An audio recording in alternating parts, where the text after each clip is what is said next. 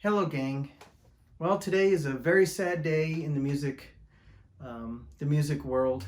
We lost one of the great rock icons, Edward Van Halen. May he forever rest in peace. And anyone that knows me personally or has been around me for the last 25, 30 years knows that Eddie Van Halen has personally influenced me to play the guitar in the first place. I've always listened to music, and I remember growing up in the 80s. I remember the very first song that I heard by Van Halen was Jump, right when the MTV era was coming in.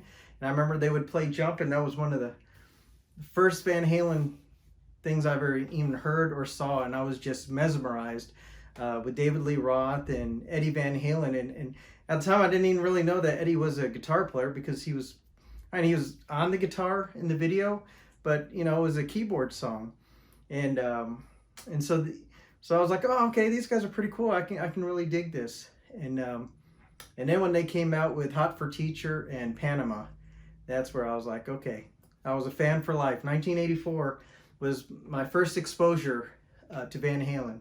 I'm not talking about the year 1984, but the album 1984. But then again, it was probably around the same time frame anyhow. It just kind of shows my true age. But rest in peace, Eddie Van Halen.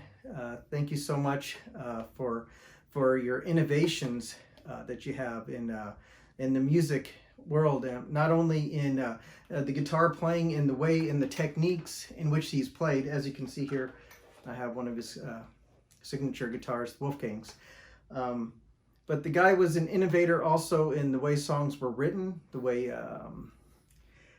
like the rhythm section, how he played rhythm. He never gets enough credit for his rhythms. Everyone always talks about his leads and how he's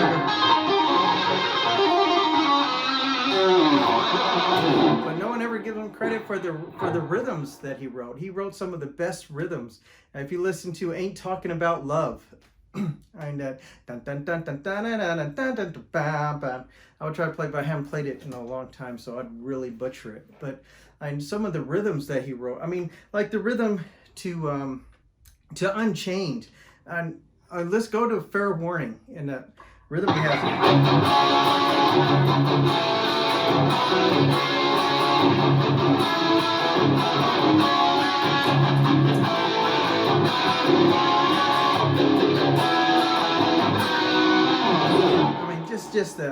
Just a strong, in your face little rhythm when you throw in a little phase or a flanger in there,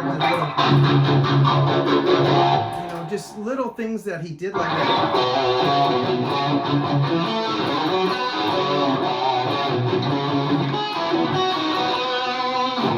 And then on top of that, the leads that he put in there, and he's just such a great rhythm guy. And then also the innovation in the guitars themselves. Anyone that's in the guitar community, if you're watching this video, apparently you're in the guitar community itself. The way that he revolutionized instruments. He loved, he's the one initially that took these humbuckers that you would see in a guitar, and place them, take them out of like a Les Paul type style guitar, and then throw them onto like a Fender style body, and that way he can get that punchy sound instead of the single coil thin sound, and created like the super strats that you would see in the 80s. And anyone that's seen any picture of Eddie Van Halen, then you know that he has the cool little red and black and white stripes under his old Frankenfrap. He was an innovator in the instrument, and you watch all his interviews that he has, and there's thousands on YouTube that you can see, that he said that he was an innovator by necessity on a lot of things. He wanted something a certain way, and he would find a way to do it. And that was just amazing how he was able to do that, how he had the technical prowess in his head to rip apart a guitar and then put it back together to have it do what he wants.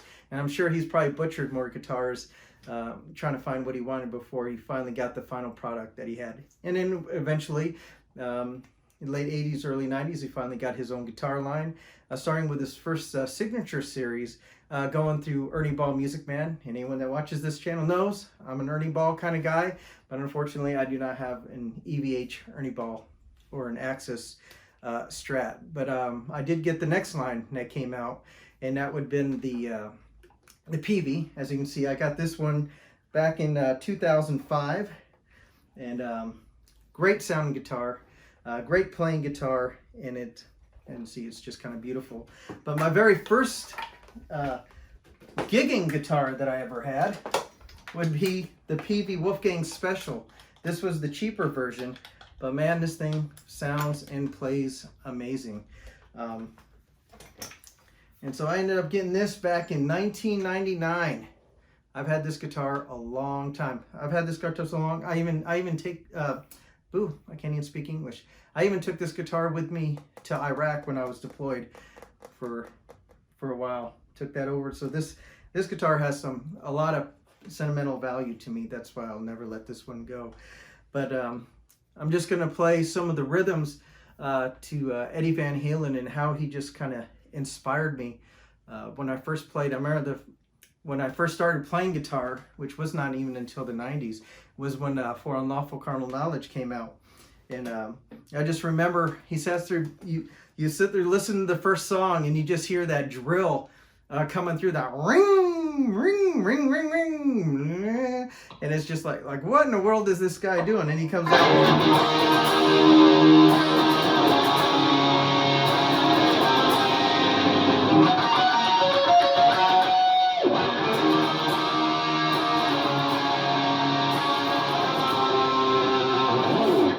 Pound cake. Well, I mean, what an amazing intro.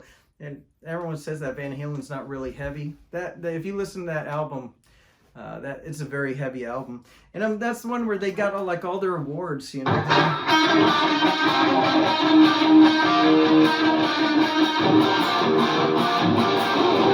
know, top of the world. You know, and then when I first started playing Van Halen, it was like, girl, you really got me.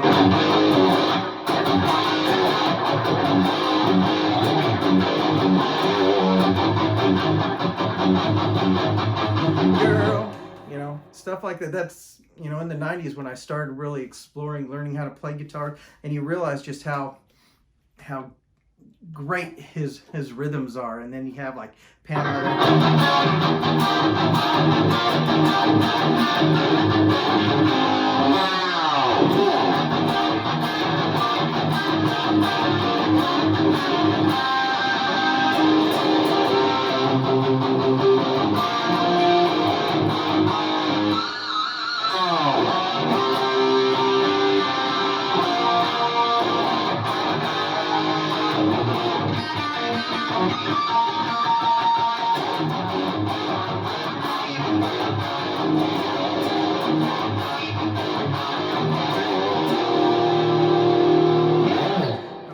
great rhythms. And unfortunately, the last song that they recorded with Sammy Hagar, well, not necessarily last, but one of the last songs, like Humans Beings.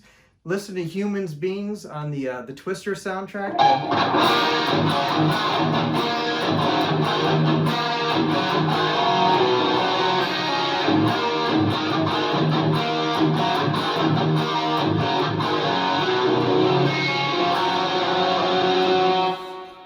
And then another great song that's on there, Respect the Wind, Eddie Van Halen and Alex Van Halen.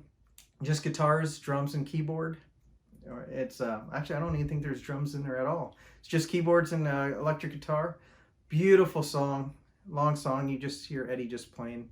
But Eddie Van Halen, thank you so much for all the inspirations throughout the years. You've inspired me, and I know you've inspired millions and millions of guitar players since 1978 when you first came out on the scene, coming out of Pasadena and then going worldwide, making it work no matter what the singer may be, no matter who the bass player may be.